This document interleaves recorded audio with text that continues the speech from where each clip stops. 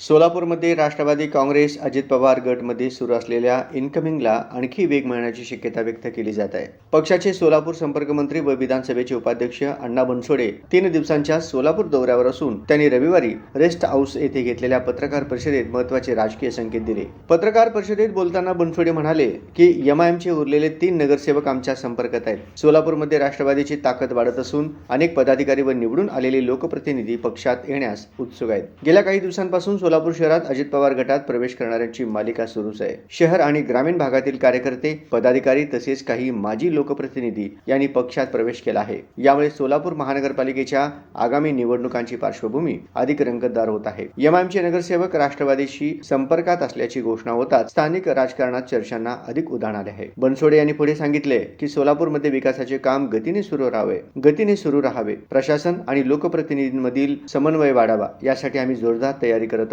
राष्ट्रवादी हा विकासाभिमुख विचारसरणीचा पक्ष असून सर्वसमावेशक राजकारण करण्यावर आमचा भर आहे। एमआयएमच्या नगरसेवकांबाबत राष्ट्रवादी नेत्यांनी दिलेल्या या संकेतामुळे सोलापूरच्या आगामी राजकीय समीकरणात मोठे बदल संभवत आहेत। महानगरपालिकेच्या निवडणुकांना अवघे काही महिने बाकी असताना विविध पक्षात सुरू असलेली राजकीय हालचाल आणि इनकमिंगनं सर्वांच्याच उत्सुकतेत भर घातली आहे।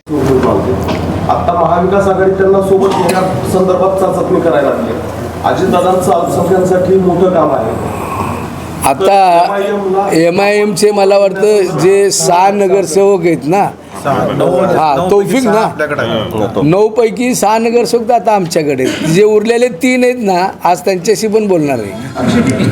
म्हणजे जे आले तर 9ची 3 ना, म्हणजे अक्का ते समविचारी आहेत ना सर्वजण।